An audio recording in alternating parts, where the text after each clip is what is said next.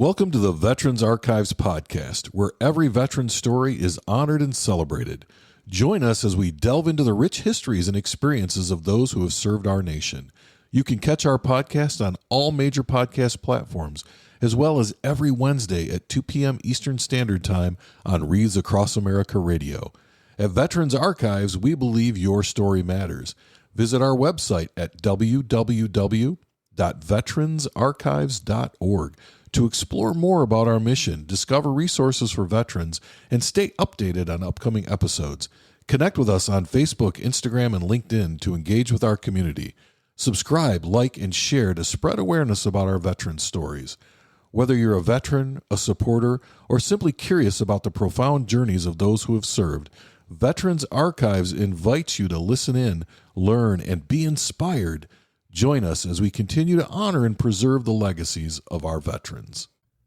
Good afternoon. It's Thursday, September 26th, 2024. Today I'm talking with John Book, who served in the United States Army. So John, if you would, tell us when and where you were born. I was born in Carbondale, Illinois in October 21, 1944. And my mom, the reason I never lived there after I was born until I went to college there years later. My mom had a sister who was married to one of the coaches at the university. Her name was Elise, and so she stayed with her for about 2 weeks until I was born, because there was no hospital in the town my mom was from.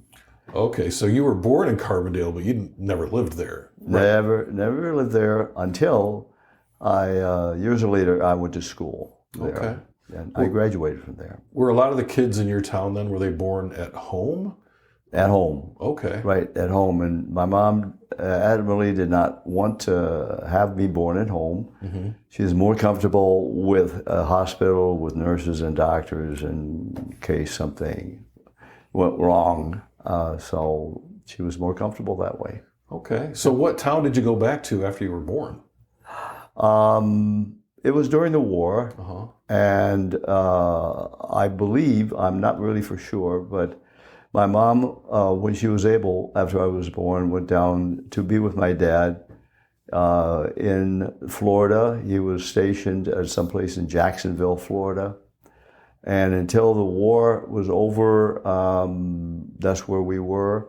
And after the war, I came to live with my mom and dad at a house on my grandfather's farm. Okay. And where was that located? That was located just south of Fairfield, Illinois. Okay. Fairfield is the county seat of Wayne County, Illinois. Mm-hmm. And it's a few miles south. And in 1946, my brother came along. And so I vaguely remember, there are pictures of us at the farm. And so I vaguely remember that farmhouse. Mm-hmm. So I want to go back though. Your dad served. So was your dad serving in the Navy then? I'm assuming he was in the Army. In the Army in Jacksonville, Florida. In Jacksonville, Florida, he was in the Army band. Oh, okay. Army band, all right. And so he never was served overseas at all. Uh-huh. And never. I guess they needed a band there for all kind of ceremonies and things of that nature. So. That he never got overseas. Okay. Well, as a veteran, we all serve in the way that we serve, right? Right. Yeah. Yep. So, did you have brothers and sisters? I had the one brother, uh-huh. And then after the one brother, I had three sisters. The first sister was Jeannie, born in 1948. Kathy, born in 1952. And then a menopause baby born in 1962 when we were living in California. Oh my goodness. So you were the oldest then? I'm the oldest. Yep. And then, okay, so three sisters and a brother. Now, let's talk a little bit about your time on the farm. You say you don't really remember a whole lot about that. So about when did you leave the farm, or where did you go from there? Well, once I was ready for school, mm-hmm. kindergarten, we moved into town, into Fairfield, and we rented a house just down the block from my grandparents. So that really worked out. You know, I'm close to Grandma and Grandpa, and that was very. And we had, by the time that occurred, there were 3 kids. Okay. There were 3 kids in the family. So we lived there I think, from the time I was 5. So that'd be 49 to 53. And then after 53, my dad found a job in another small community, St. Elmo, Illinois, and we moved there. And we lived there for 5 years. Okay. You know, when we think about your mom and dad, what's, if you like, when you think about your mom, what's like one memory you have of her? Well, she was a stay-at-home mom. She had a teaching degree from Southern Illinois University, a 2-year teaching degree, and she taught for 5 years. By 1941, my dad got a teaching position as a music teacher in Fairfield, and that's where they met. And so he was just there. In that 1 year, they met, they became engaged, and they got married.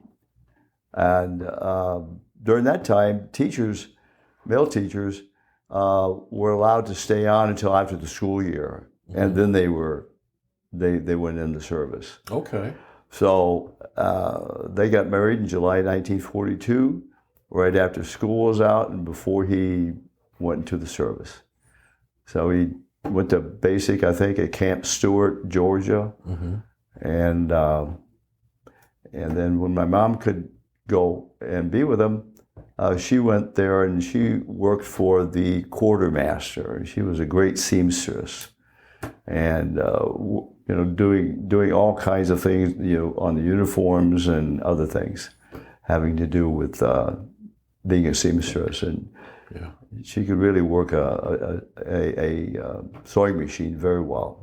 Yeah. Sounds like she kept busy while your dad was keeping busy, right? Yes, she was busy and he was busy. And then in October of 44, during the war, I came along. Okay. But so she went back, you know, to Illinois. I don't know exactly when she went down to meet him, if it was, but she had to go back to have me, and then went back to be with him. Okay.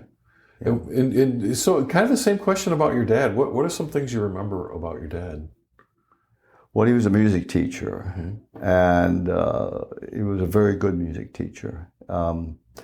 After the war, he went to get a master's degree at his university. It was Illinois Wesleyan University in Normal, Illinois, right next to Bloomington. And it took him 10 summers to get this degree. And so he was busy with the kids, teaching them the instruments and being a band director and concerts and parades and all this stuff. So he was quite busy, but he did spend a lot of time with us. He wanted to make sure that we would at least experience music in the household and learn an instrument. So we all had a different instrument. I had the clarinet. My brother had the trombone, which was my dad's instrument. My sister Jeannie had a flute. I don't know, Kathy, she came along in 52. I'm not really for sure if she had an instrument or not, but my youngest sister, born in 62 in California, is the only sister that followed in my dad's footsteps. And she got a master's degree from Eastern Illinois University. And she just did retire herself after 37 years being a music teacher.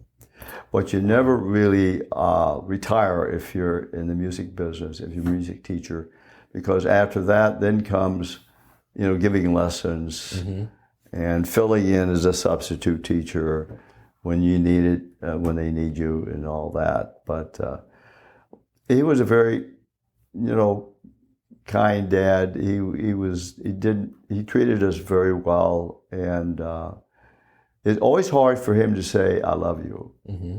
And he wasn't really, the hugging, caring kind of dad, but he was kind and always, spent time with us. So you knew he loved you, even though he didn't. Oh yeah, I knew he loved us. Yeah, he took very good care of us. And one thing he liked about having his two sons is they could help him with the yard work, right?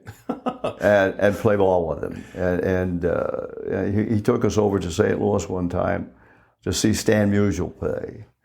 And I don't know if the young people, if you remember that ball player, Stan Musial, but he played for the Cardinals. I know who he is. I never saw him play. Yes, he was great. He was in the 40s and 50s, and he was one of the good. He was an all-star. Yeah, he was an all-star. So my dad loved to take us out for ball games. So later on in life, when he was retired, I took him once to see the Tigers play at the old Tiger Stadium in Detroit. And so he had a lot of enjoyment about being there for that. Oh, that's exciting. Yeah. That's very cool. So let's talk a little bit about what was it like going to grade school for you? Were you a good student? Did you enjoy school? Well, yeah, I did. My mom was a teacher, and so if I had any problem with studies, she could help us. And the best part of growing up was my mom was a stay-at-home mom, and she was always there. And she actually, back in those days, if you were married, you couldn't be a teacher as a female. Really? Yep. But she wanted to be a stay-at-home mom. Once she raised all us kids, then she went back to teaching for another 20 years and retired. So overall, about 25 years, she was a teacher. But she was, she had patience. And really, she never, I never hardly ever saw her upset and mad. She just gave you the look. If you messed up, we got the look. And that was it. If my dad got upset with her about something, she gave him the look, and he just melted. Just. So the look worked on everyone. The not look just the worked kids. on everybody. Yeah. Okay. But she was a great mom, and we all went to church together, and they were a very faithful family, and all that. So. Let's take a quick break. Veterans Archives is a 501c3 nonprofit organization, and we rely on donations from our listeners.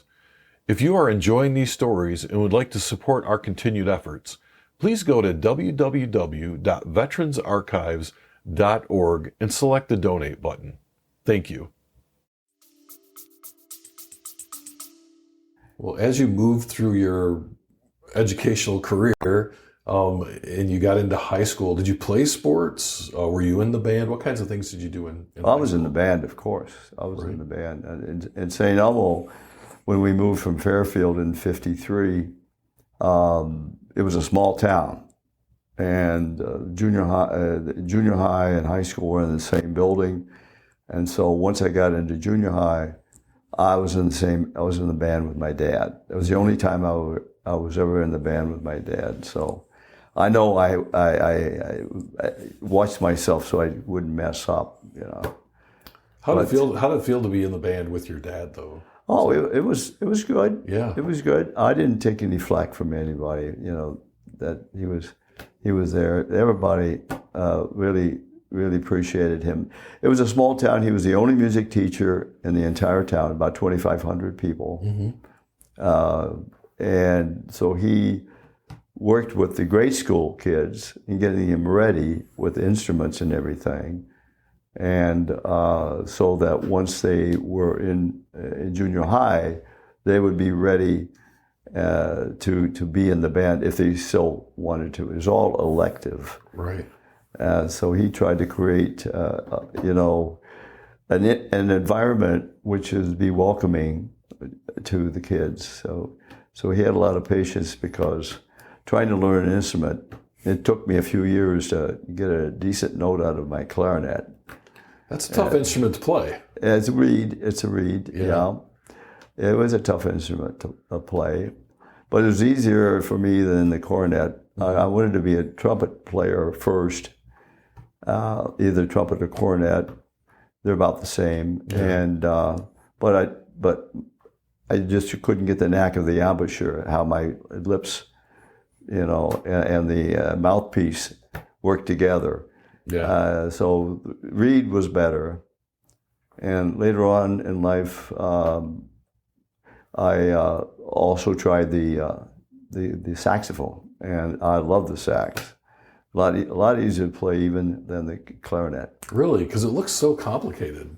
No, not the saxophone is a lot easier to play. The mouthpiece is better to play, and so overall, I enjoyed playing the sax. I never did own a sax, but I still have my 2 clarinets at home.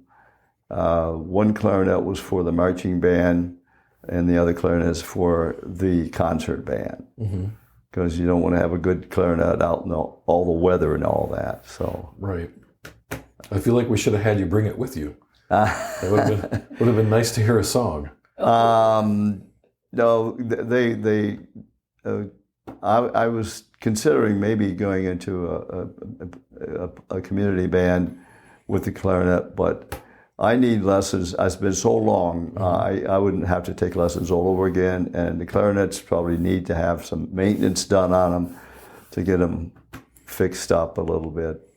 Yeah, because they have all the cork where they fit together. There's a cork that sometimes dries up, and you need to replace that. Yeah. Yep.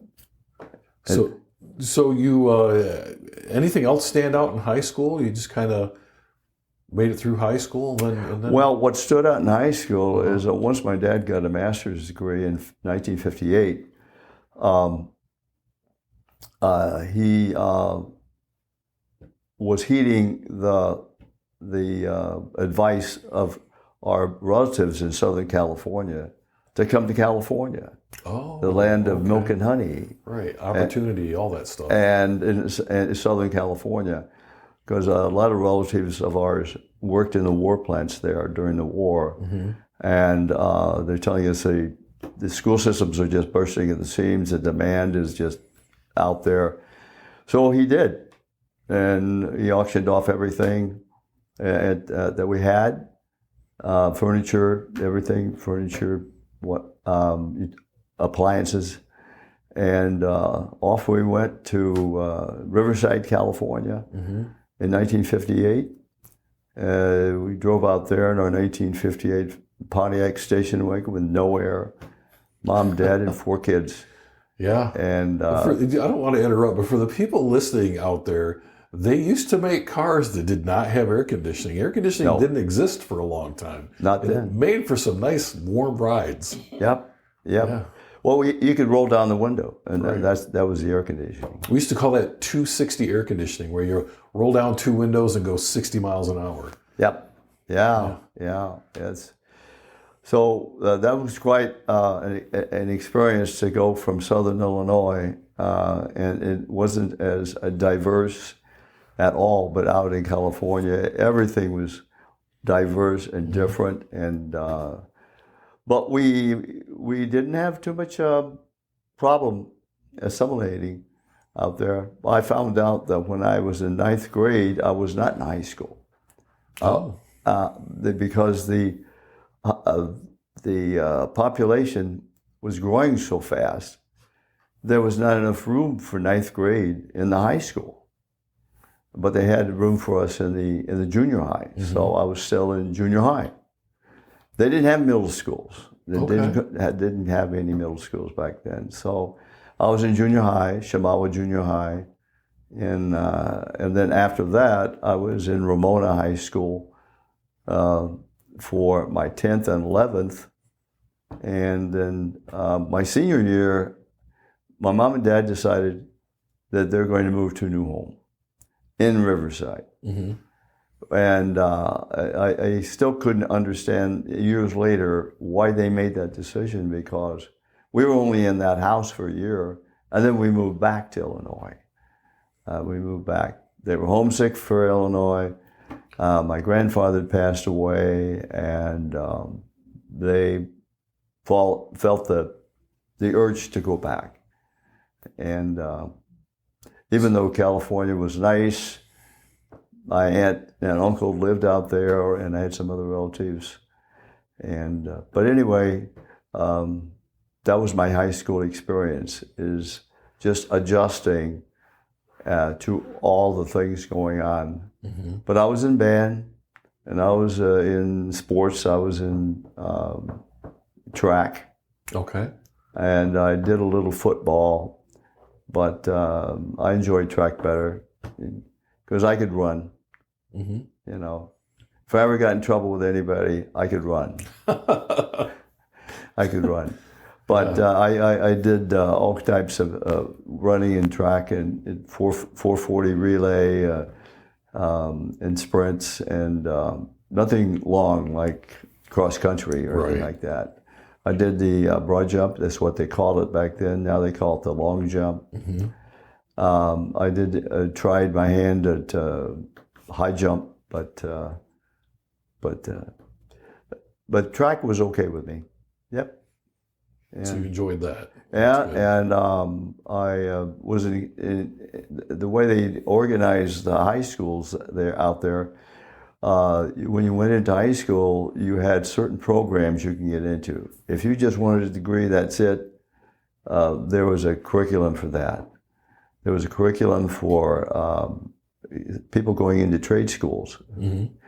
And so some of these students already knew exactly where they were going. And then there was college prep. And so I was in the college prep. And so I had to take a foreign language, and it was Spanish I chose because, well, I'm in California. Southern California, that's a language you probably need. Yes, right? Yes. But my Mexican-American friends, my amigos, had as much trouble because they don't speak Spanish. They don't speak Castilian Spanish. And what's taught in the schools is Castilian Spanish, the way they speak it in Spain and South America. Uh-huh. They speak a slang. And so they had as much trouble as I did learning Spanish. Okay. But they had better accents than I did. Right. Yeah. They had that going for them. That was, yes. But I had 3 years of Spanish, and of course I don't hardly know anything, any Spanish now, because if you don't use it, you'll lose it. Right. But, so did you finish out high school in California? In California. Okay. I was out there just long enough to go to 4 years of high school. Got you. And we had the graduation. We had like 600 students in the graduating class. A lot bigger than the school you came from, right? Oh, yes. Oh, that little school I came from in Southern Illinois. Yeah. So we had that, and there was a special program that the city opened up all the movie theaters, and we basically had an all-nighter at the community center downtown with dancing, and I was playing cards with my buddies, and then we went to see movies. And right after this all-night party, my dad and I and my brother got into the car, and we headed back to Illinois, and leaving my mom, who was pregnant, and my 2 sisters. Because my dad took that summer and checked in with all of his college buddies for an opening for a job. Yeah. He was checking to see where the openings, and he found one in Urbana, Illinois. So guess where I went to school? University of Illinois. Okay. The Champaign-Urbana. So after he found the job, I stayed with my grandmother, and she was a widow, and to do things around and keep, take care of her and be company for her and do odd jobs for her. And my brother and my dad went back, sold the house. My sister was born in Riverside, and arranged for a moving a van to get all of our stuff and move to Urbana. So that was quite a summer. That sounds like a busy summer. Is that A very what that busy like? summer. Uh-huh. Yeah, and my sister was born August 19, and I think about 2 weeks later, they were on the road again with a '58 Pontiac with no air. But every summer we came back in that car to visit the family in Illinois. Yeah. We'd leave at midnight to go across the Mojave Desert because it was a little bit cooler at night. Mm-hmm. And then by the time the sun came up, we were in Arizona and then New Mexico. We'd stop in New Mexico at a motel, and then Tulsa, where my dad had a cousin, and then from Tulsa into Southern Illinois the next day. So those were our summer trips. And Route 66, those were when the interstates were just being built. Right. They're still being built. So the trip was partially Route 66, partially the interstates, and then partially detours. Mm-hmm. So A lot of miles on that '58 Pontiac. a lot of miles on the Pontiac. Yeah. Yeah. So it was, we eventually got newer Pontiacs, but my dad really loved Pontiac. It sounds like it. He really was a Pontiac person. My dad was an Oldsmobile guy, so Yes. I can relate. So you all end up in Urbana, Illinois. In Urbana, in a brand new home. And you head off to, well, not really head off to college, you just go to college, right? I went to college. I stayed at home for 2 years, Uh-huh. and I was in the band there at University of Illinois, marching band, the concert band, what they call first and second regimental bands, very military type bands. It was a male only bands. We did not have any female in our band at all. So no co-ed band. That was not a co-ed band for sure then. No. Yeah. There were bands at that time that had females, and we made fun of them. So, Yeah. but I was in the U of I marching band for 3 years, and the highlight of my marching band career was in 1963. We won it all, and we went to the Rose Bowl. And Wow. JFK was assassinated in November, and so they delayed our last game with MSU, and so it was between us and Michigan State as who's going to go to the Rose Bowl, and fortunately we went up to Michigan State on the train, and I was in the pep band. And that's when they had Bubba Smith playing. Yeah. But we had an even better player, and that was Richard Dick Butkus. I think I've heard that name before. Yes, Butkus. And as the old saying goes, to win games requires a good offense. To win championships requires a good defense. And that's how we did it. Michigan State did not score at all on that game. We beat them like 15-0. Well, as a Spartan fan, that's a sad day for me, but you must have been really excited. Oh, we were excited because we were on their home turf. Yeah. It was real grass. And at the end of the game, the pep band went down to the field, and we had a whole bunch of boosters behind us. Of course, they had been drinking a lot, and so they were really looped. Yeah. But we marched across the field triumphantly, and then back to the train, and then back home. But it was, and we went. The band went out. We had our winter uniforms, and that we never had any lightweight uniforms. So when we were out, we stayed at UCLA practicing for the parade and the game. And so when we stepped off the parade in the morning, I think it was around 8 o'clock, it was around 80 degrees.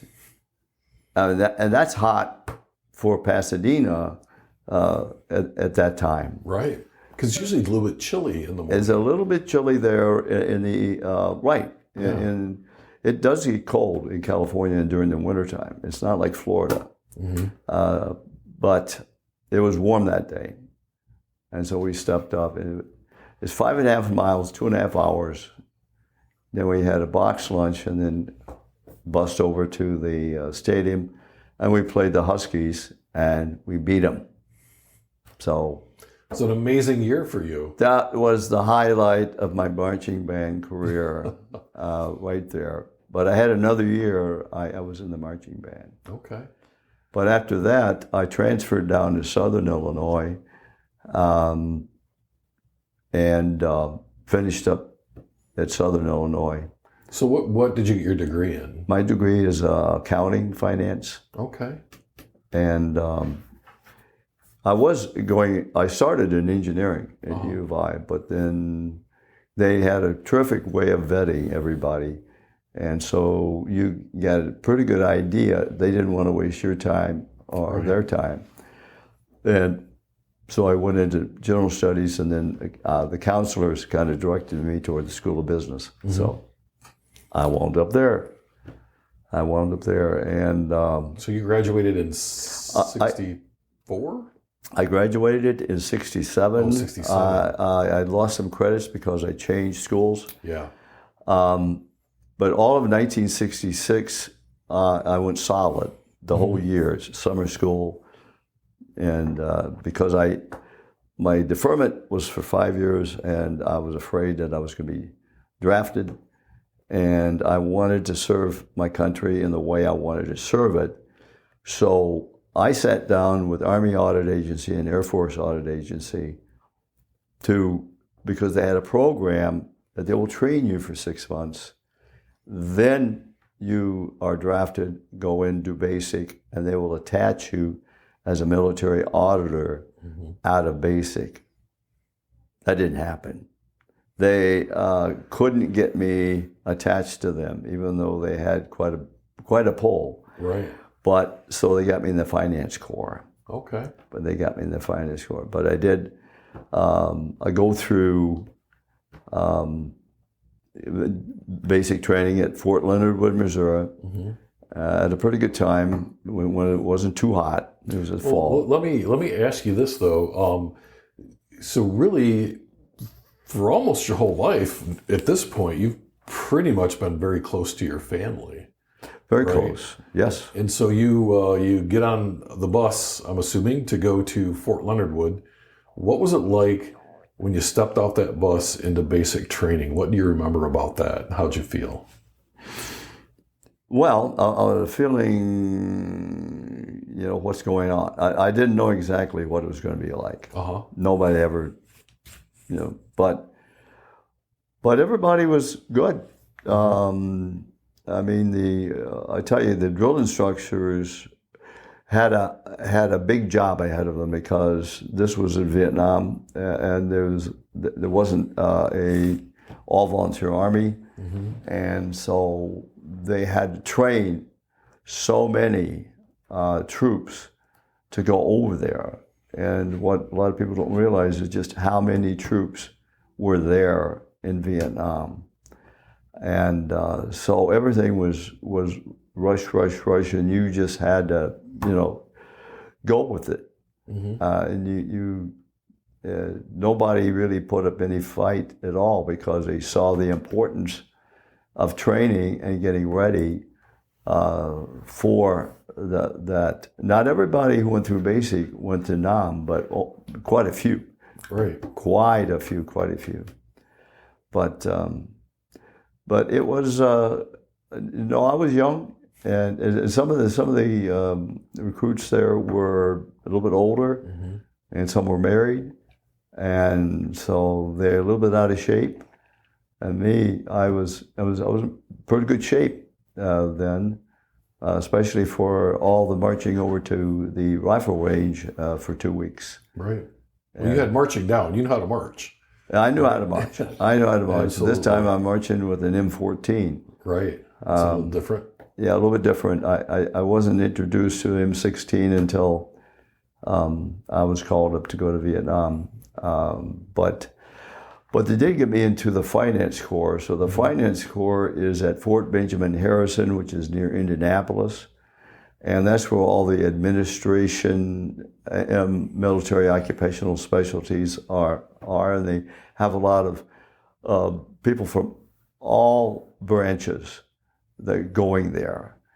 A male and female. The first time I ever saw a female Marine was at Fort Ben Harrison.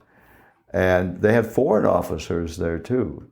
So I remember a guy named Cronauer who had a movie called Good Morning Vietnam. Oh, so you met him? No, I didn't meet him, but he went through Fort Ben Harrison for his MOS.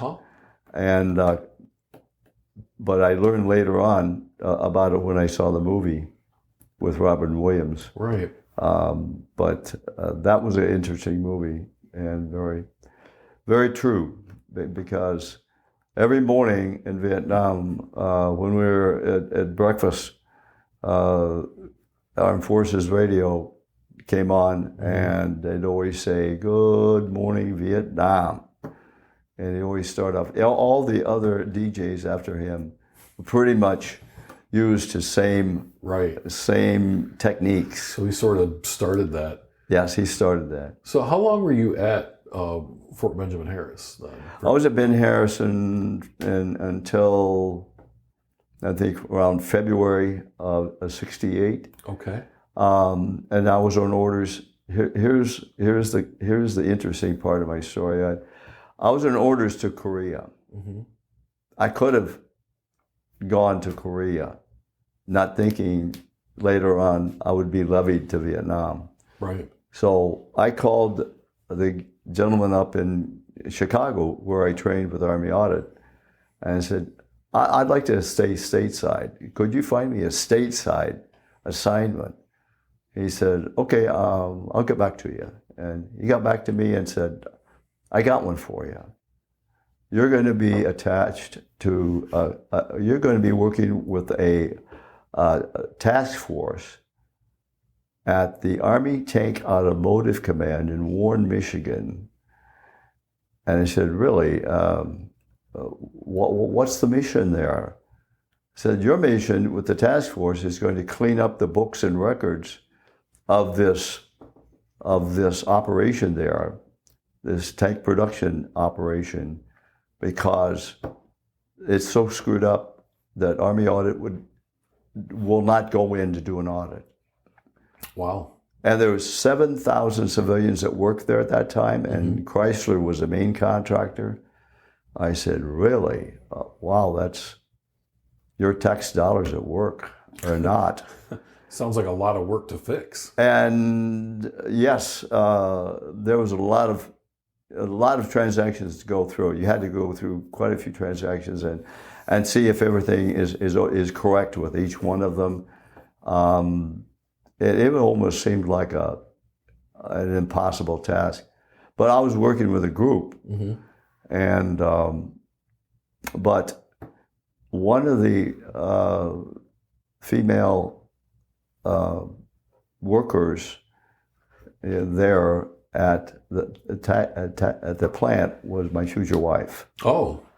So if I had not made that call, our paths would never have crossed. So that was something that you wonder about. How did this happen? Everything happens for a reason, right? Everything happens for a reason. Everything Yeah. happens for a reason. So I was levied to Vietnam. I went to the colonel, and he said, before you say anything, you know, my hands are tied. My hands are tied, and you have to go. Mm-hmm. So basically, there was a problem with my future wife's mother. Mm-hmm. And even though we were planning on getting married after I came back, we decided to elope. And so we did, because we couldn't trust her, and my mother-in-law would come between us. We felt that it would come between us. So we eloped, and I took her to live with my grandmother, and who was a widow. Uh-huh. And that worked out. So she stayed there while you were... She stayed there in Southern Illinois. Yeah, so she had to get used to the lifestyle down there. Yeah. In Southern Illinois, and but that worked out. So when did you end up going to Vietnam? I was in Vietnam in September '68. Okay. And I was went through the 2-week in-country training, Mm-hmm. and I was assigned to the 9th Infantry Division, which was activated it was deactivated after the Korean War, Mm-hmm. but they were reactivated for the Vietnam War because they had a mission it was working. They worked out of Saigon first, but then they were sent down to the Delta near Canto and Mito, brand new division headquarters. They had about 22,000 troops. And so I did in-country training at the old camp, which was quickly going back to jungle. Right. And there was about a dozen of us in a big leaky tent. And I remember that, and sleeping on the floor and whatnot. But we went down to the new camp, which didn't have any post-water or power at that time.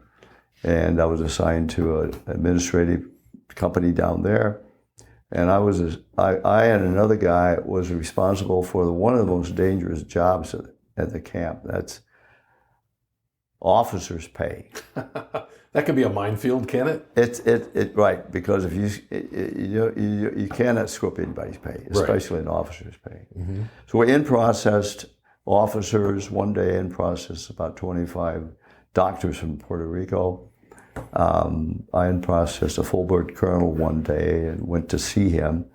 I had to go to him, and obviously, but we also did other duties, like guard duty at the airstrip.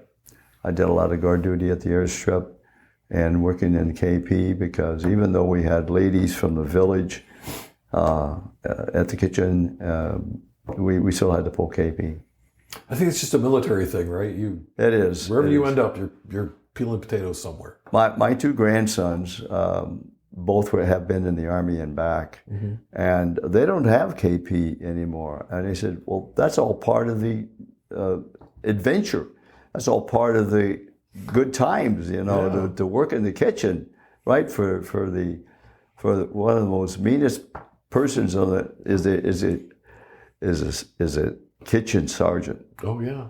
Yeah. Yeah, it's one of the most thankless jobs in the military. Yes. You learn a lot from it, though. Yep. Well, I did KP at basic training, and you get up at about 3 in the morning and get over to the kitchen, and they'll have you maybe clean the grease or whatever.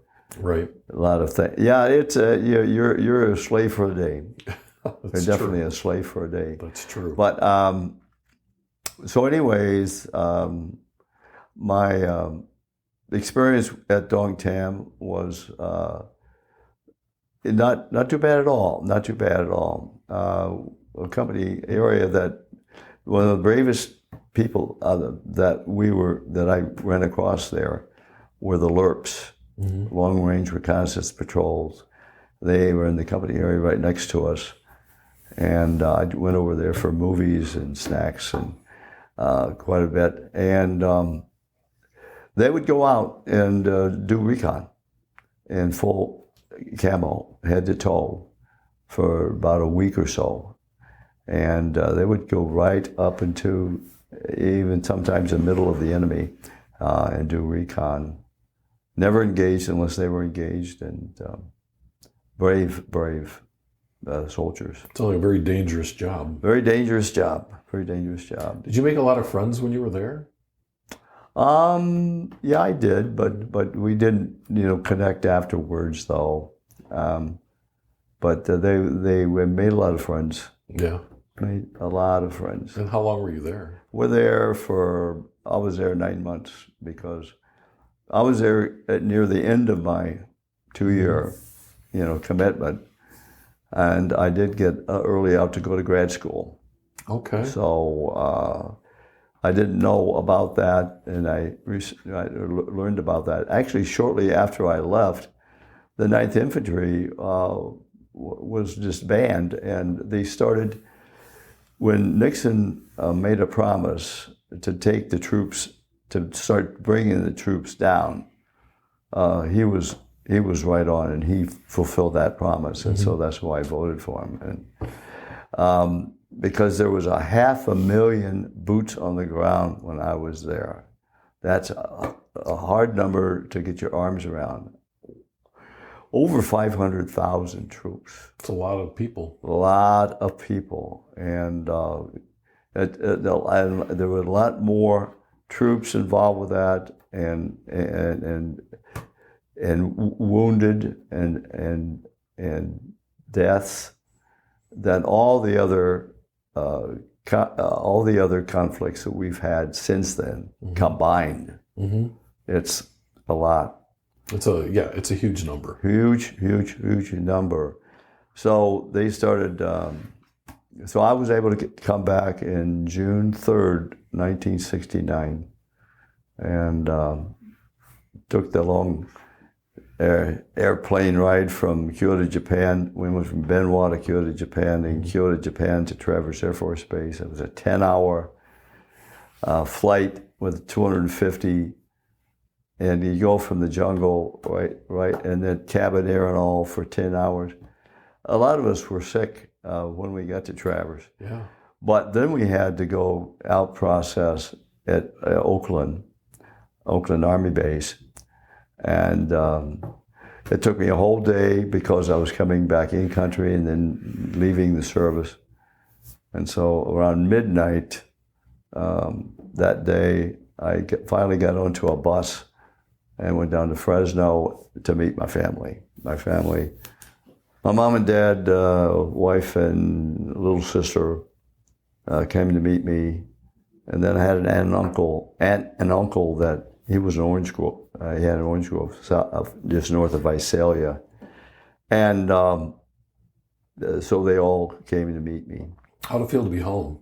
It felt great to be home. Oh, it felt terrific to be home, yeah. Did you have any trouble adjusting to being back or any of that? Or was it just kind of, you just got home and... Well, one of the good things is that I was so screwed up inside, I guess, that I loved the cigarettes, cigarettes back then, it was 35 cents a pack at the PX. And of course, I did a lot of smoking, especially over there. But when I came back and lit up, I got sick. And eventually stopped altogether. So because my dad was a lifetime smoker, and he died of lung cancer. But he didn't get that till the 80s. Yeah. But so I was happy that I was able to give that up because it's so hard for people to quit smoking. It is. That's a hard addiction to kick. So you come back home and you were accepted to grad school. So where was grad school at? At Southern Illinois. Okay. Southern Illinois. Literally coming right back home. I was coming right back home to my alma mater. Yeah. And I had a summer job that summer, cleaning the dorms at Thompson Point. Mm-hmm. And what I didn't realize until I came back to campus just recently after I got married, after my wife passed away, I met a wonderful lady online, and we have been married now for 2 years, 3 months. Yes. And shortly after we got married here in Brighton, at St. Mary Magdalene Church, we took a trip to meet my siblings, Mm-hmm. and that took me to Southern Illinois again, and I took her on campus, of which, of course, I hardly recognized because of all the changes. Right. But one thing that didn't change was Thompson Point dorms. Mm-hmm. There are about 12 dorms there, and they're exactly like they were when I graduated in 1967. So, but in 69, when I came back from Vietnam, I was working for $1 an hour cleaning the dorms. So, but then after that summer, I started grad school. And So what were you getting your master's degree in? well, it would be an MBA, Okay. Master's in Business Administration. But it was hard for me to get back in the swing of things in school. Mm-hmm. And so I, instead of full-time, I went part-time, and I started working for on-campus housing. While I was a student there, I was a student worker for on-campus housing at Thompson Point dorms. So I was working then I became a full-time employee for the university. And at that time, my uncle, who had been a coach since the 40s, Mm-hmm. is now athletic director. So I got to work with him. His name is Glenn Abe Martin. Okay. Glenn Abe Martin. And the baseball field, see, he started the baseball program there at Southern. And the baseball field is named after him, in memory of him. But while I was there, Army Audit Agency was on campus recruiting. So I stopped by to say hello because, This has kind of come full circle, right? I came full circle. Yeah. And so I found out from them that they were recruiting not just locally, but for the West Coast. Uh-huh. And I said, really? And the entire West Coast, and the headquarters was in Redwood City, California, up by San Francisco. Mm-hmm. And they also had area offices in El Paso and Denver and Seattle. And one thing led to another, and I accepted. I signed up to go back to them. Because I'd never was attached to them. Right. Got the training in the 6 months there out of Chicago. And so I went home and told my wife, hey, guess what? We're going to California. She said, great. Great. She didn't have any problem with it at all because she was not exactly that happy. She was born and raised in Detroit, and she knew that world, that culture, a little bit different culture down in Southern Illinois. Yeah. A little bit different. And the weather's not exactly that great either. But so off we went to California. So when you're a part of Army Audit, are you a civilian working for the? I'm a civilian, right. Okay. I was a GS-9. Okay. I was a GS-9, and if I would have stayed with them, I could have gone up to maybe 11 or 12, up to that level.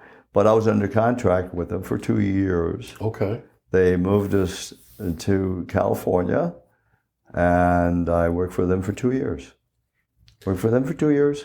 And then after that, I was tired of being on the road because they covered the entire West, everything west of the Mississippi and Alaska.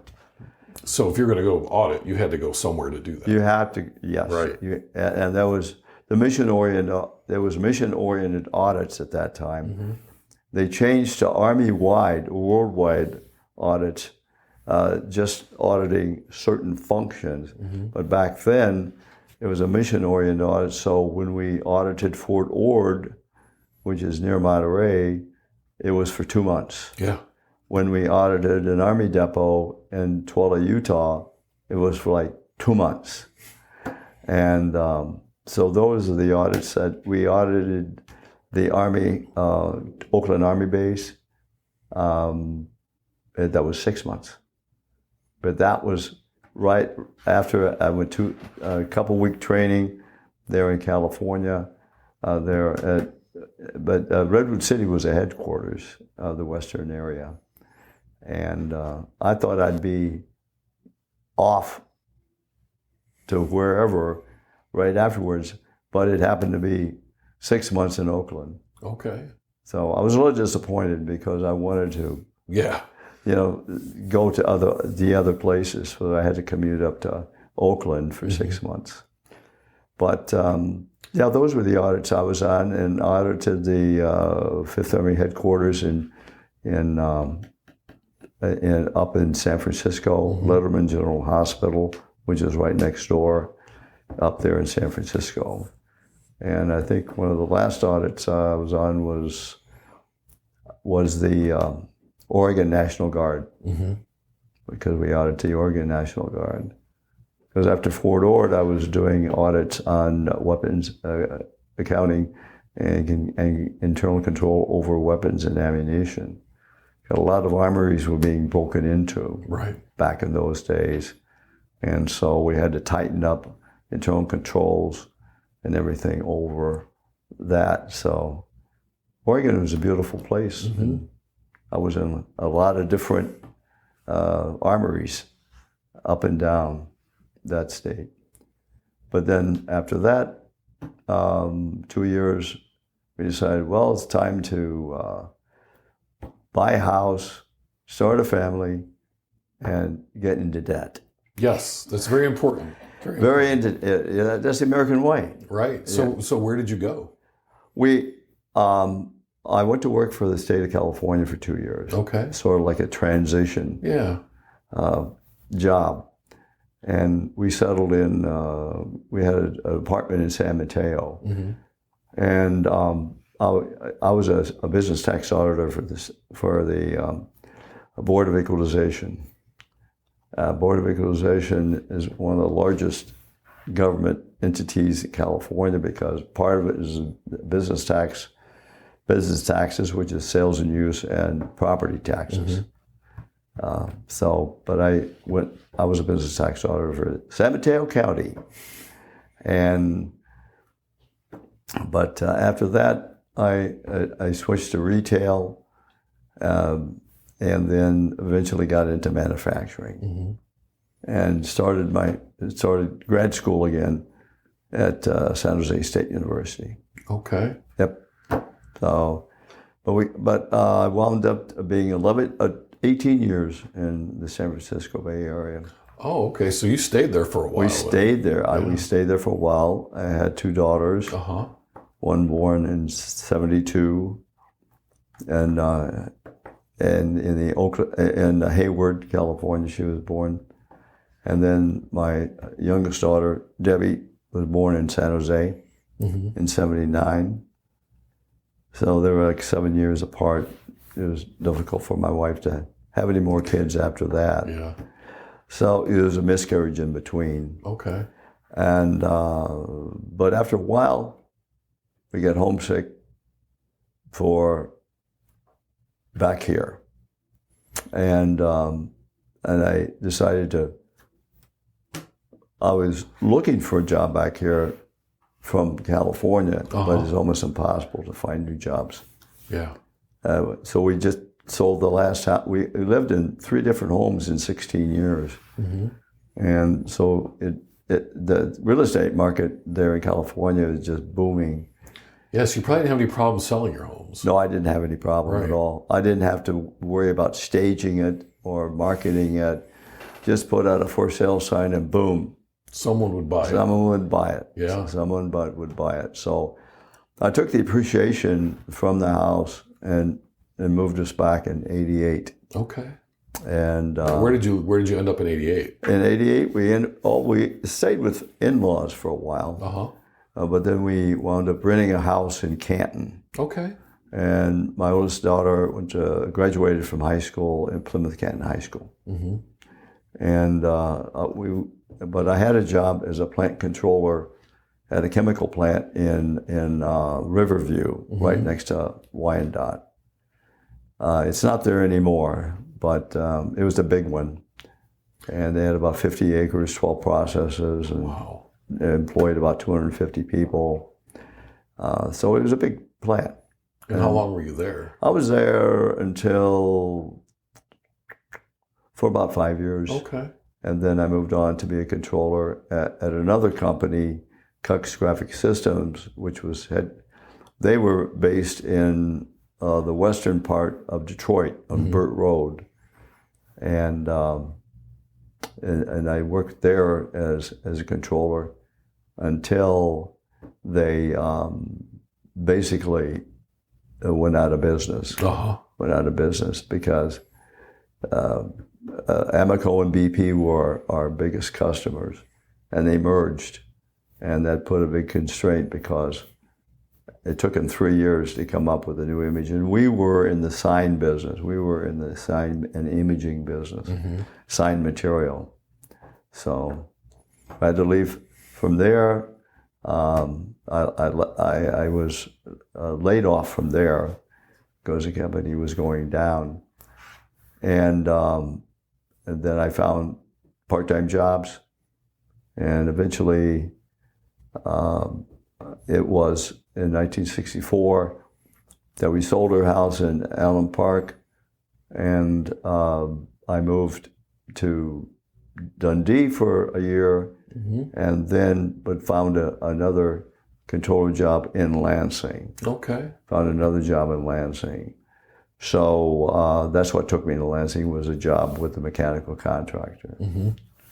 But by that time, then I was laid off from there when they did an organizational change and brought in a general manager who had an accounting background, and I was out of it.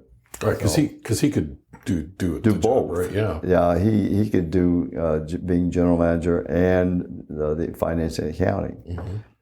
So I was sort of winding down, and from that point I went to work for a social service agency, and for a while, and then, but in '08 my wife got sick. And she was disabled for 12 years. And I took care of her. And eventually I started working part-time. So the way I approached retirement was just, I took Social Security early, and then you could only earn so much.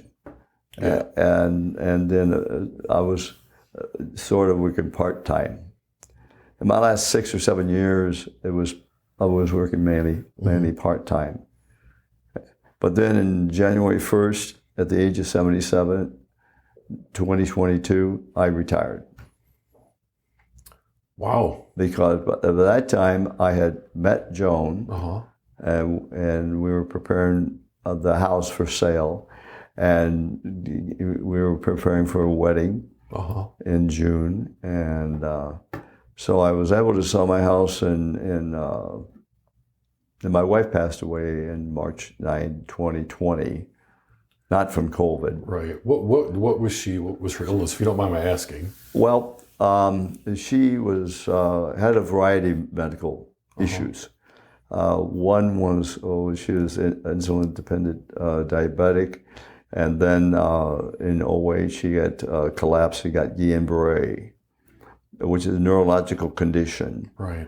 And it took 6 months of 3 times a week physical therapy for her to get back, and learning how to dress, take care of, walk, function. But she was saved from being permanently paralyzed because they got it diagnosed fast enough that she got infusions of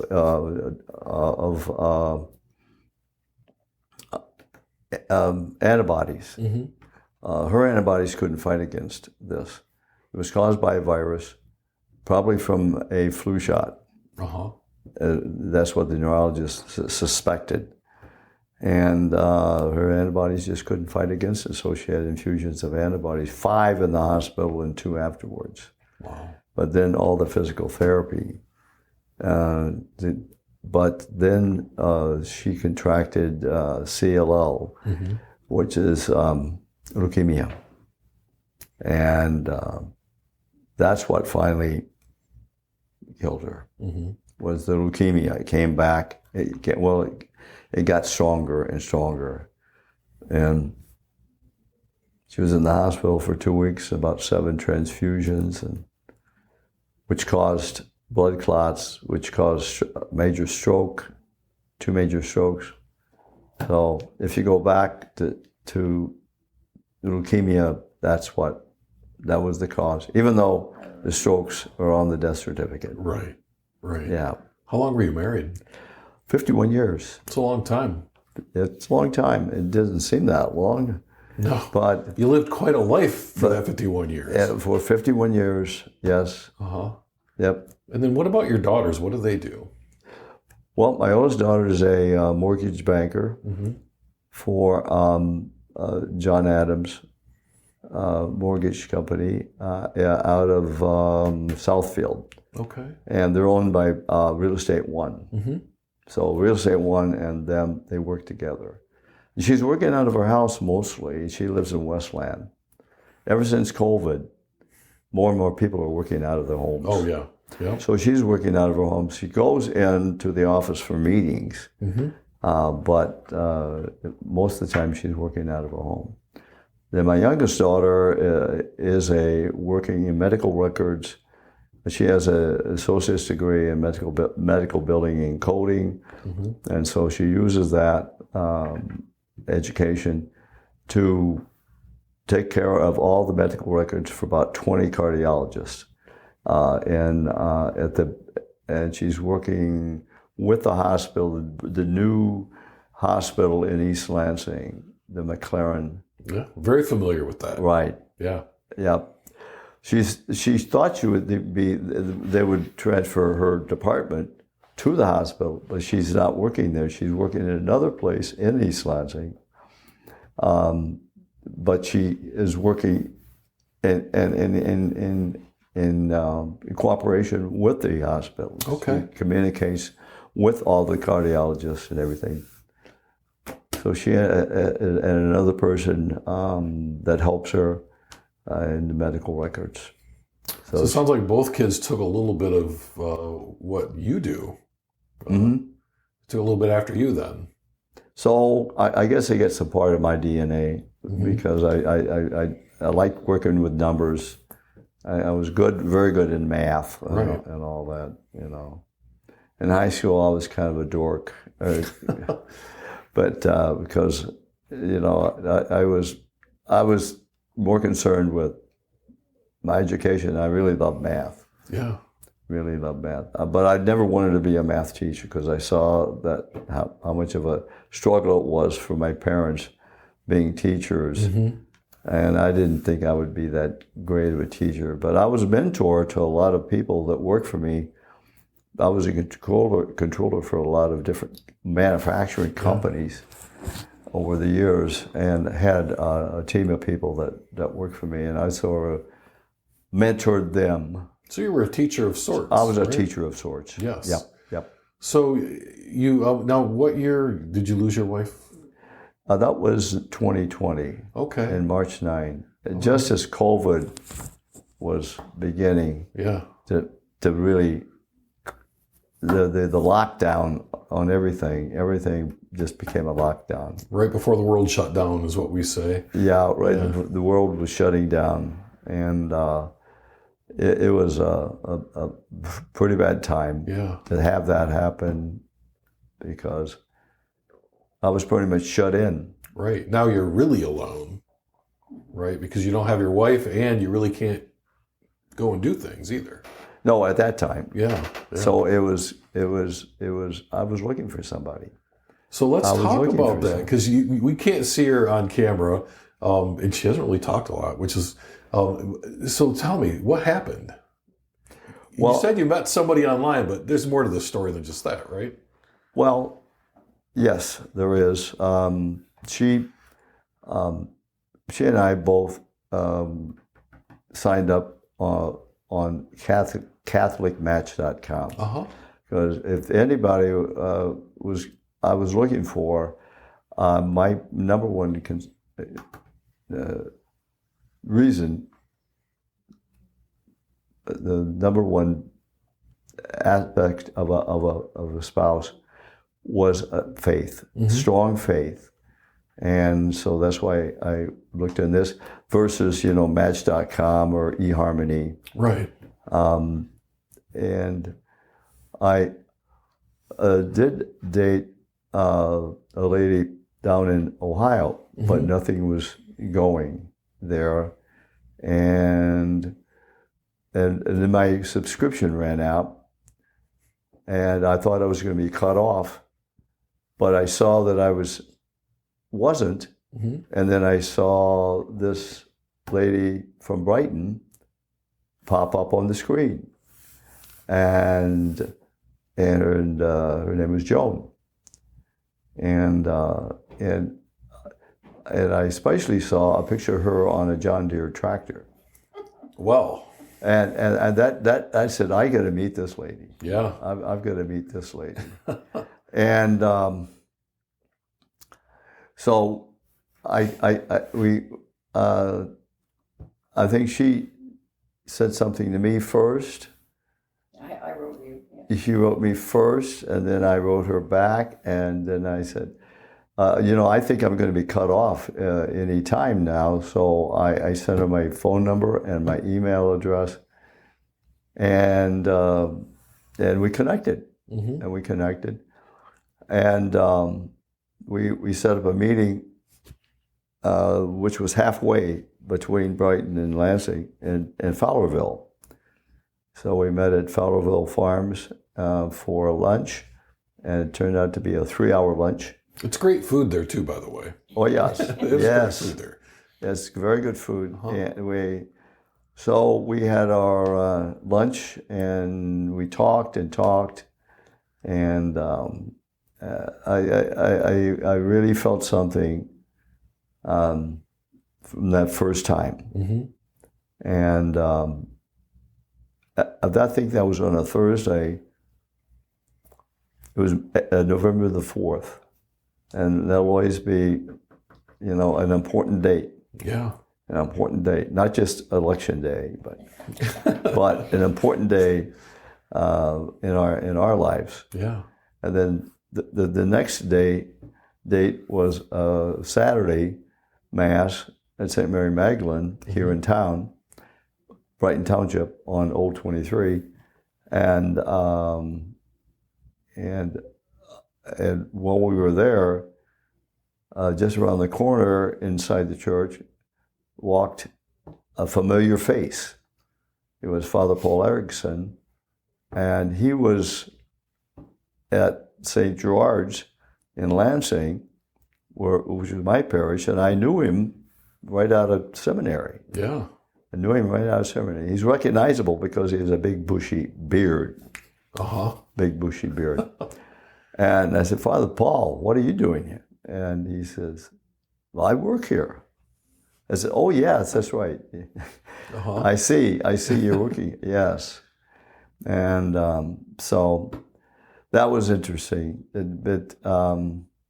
But 3 weeks after we started dating, I asked her to marry me. What did I say? And she said, what'd you say? And then I said, I ask you to marry me. And she said, yes. And so from that point on, we planned the wedding. Uh-huh. But we had to go through the same marriage prep as young kids. But it was good because we needed to know more about each other. We Right. hadn't really, we just scratched the surface of getting to know each other. So, No sense in wasting time, though, right? no, well, when you're our age, time matters, and you have to to really, really, jump on the opportunities when you see them. So, I truly believe that something drew me, and it was probably the Holy Spirit drew me there to get down on my knees and ask her to marry me. About the list. Yeah, huh? About the list. Oh, yeah. She had also, before this, she had, we discussed, she showed me a list of what would be her perfect spouse, her perfect mate. And everything on that list, I filled. You checked all the boxes. I checked all the boxes. And so I think that was another thing, another item right there that made me. Well, you knew that she wasn't just looking for a guy to marry. She was looking for the right guy to marry. Right guy. The right guy. Very important. Yeah, the right person. A person who had is helping people. I was a member of the Knights of Columbus and doing a lot of charity work.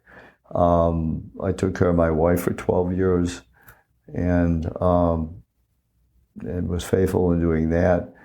So I had a strong faith and I served in the military. I served my country. I felt very strong about it. I'm very patriotic.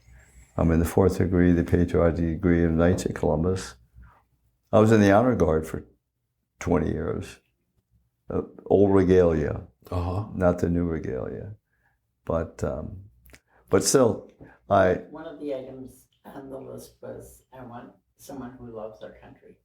Yeah. Oh, well, there you go. That is someone who loves his country for sure. I do. So when were you married? We were married June 25, 2022.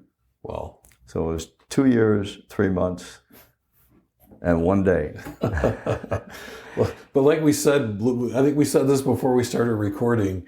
Who's counting? Yes. Who's counting? Who's counting? Right. Every day is a blessing. Yes. Mm-hmm. So you have lived quite a life, and you've done a lot of things over your lifetime, and including something that a lot of people don't get in their lifetime, and that is to find two people that you love enough to share your life with. Yeah, that's quite a blessing. And as we start to close out our conversation today, people will be listening to this story, I'm hoping 100 years from now. And so when they're listening to that story, what would you like them to take away from this conversation today? Well, and I wrote it down here, is that the importance of God and the Holy Spirit in leading your life. Always be aware of their presence. Listening to that small voice to direct your life, to keep you on the right path to holiness on your way to heaven. Know that you are always a work in process and always continue to make progress. Never ever give in to the temptations of this secular world. In this way, you will not only assure your salvation, but you will be a strong influence on many others in your life, your family, friends, and many others you come in contact with throughout your whole life. And so that's my message. There's many ways I could have gone a different direction. Right. But you have to work at it every day. You got to work at it every day. You just can't say, well, I'm fine now, so I just. But every day, to love God and love your neighbor as yourself, the two greatest commandments. And I try to live my life that way. And Joan is a blessing in my life to keep me on that path. So that's it. Do you want to mention about turning Catholic Well, during Catholic? oh yeah, I'm a convert, and I converted to the Catholic Church in August of 1966 while I was still in college. Uh-huh.